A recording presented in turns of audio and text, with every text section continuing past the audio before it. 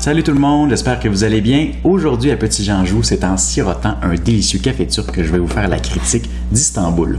Un jeu pour 2 à 5 joueurs dans lequel on incarne des marchands qui se livrent à une course infernale pour être le premier à obtenir 5 rubis. Alors sans plus tarder, je vous fais un bref survol du déroulement de la partie. Alors dans Istanbul, vous êtes un marchand qui va se promener dans un grand bazar avec sa charrette et vous allez assigner des tâches à vos assistants dans le but de vous enrichir et ultimement d'être le premier marchand à obtenir 5 rubis. Vous allez pouvoir obtenir ces rubis de multiples façons. À première vue, ça peut avoir l'air d'un jeu de placement d'ouvriers, mais en raison d'une mécanique assez particulière, le nerf de la guerre dans Istanbul, c'est vraiment l'optimisation de vos déplacements.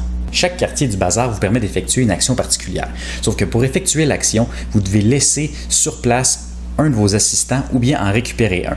Par exemple, je me déplace avec mon marchand et sa pile d'assistants de la fontaine au petit marché. Je n'ai pas d'assistant dans le quartier, donc je dois en laisser un. Je peux effectuer l'action. Lors de mon prochain tour, je quitte le quartier, je m'en vais dans un autre quartier. Je dois également y laisser un assistant. Si je rebrousse chemin, je peux récupérer l'assistant que j'avais au petit marché et quitter avec lui lors du prochain tour. Évidemment, c'est inévitable qu'au courant de la partie, nos assistants vont être éparpillés un peu partout dans le bazar et là, on va se retrouver face à un dilemme. Est-ce qu'on rebrousse chemin, effectuer des actions à nouveau, ou bien on peut se déplacer à la fontaine, la case départ, qui nous permet de récupérer tous nos assistants d'un coup.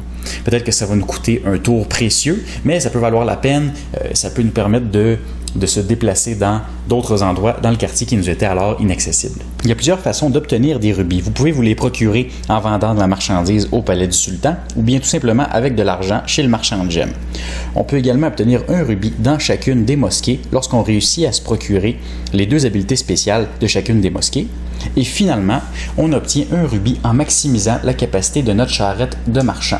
Parce qu'au début de la partie, tous les joueurs ont une capacité de 2 marchandises de chaque type. Donc, en faisant cette action, ça vous permet également de transporter beaucoup plus de marchandises durant la partie. Évidemment, pour vous procurer ces rubis, vous devrez acquérir de la marchandise, effectuer des transactions pour obtenir de l'argent et pour ce faire, vous devrez visiter une multitude de quartiers qui vous offrent une grande variété d'actions que je vais vous laisser le plaisir de découvrir. Mais ce que vous devez savoir, c'est que chacun de vos déplacements dans Istanbul est d'une importance crucial.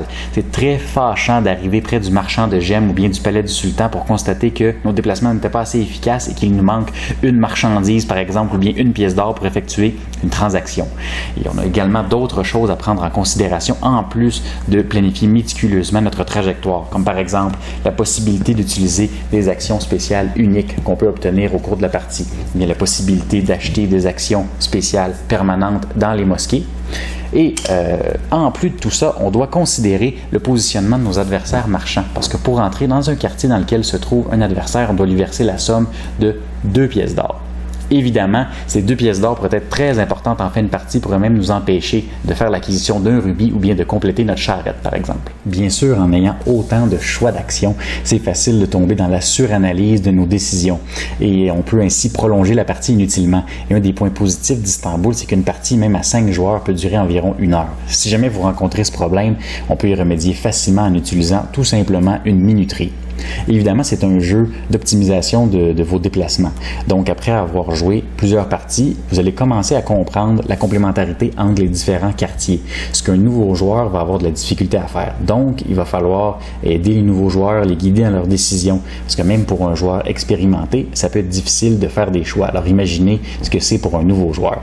Pour vos premières parties, on vous suggère d'ailleurs dans le livret de règles une disposition de partie d'introduction.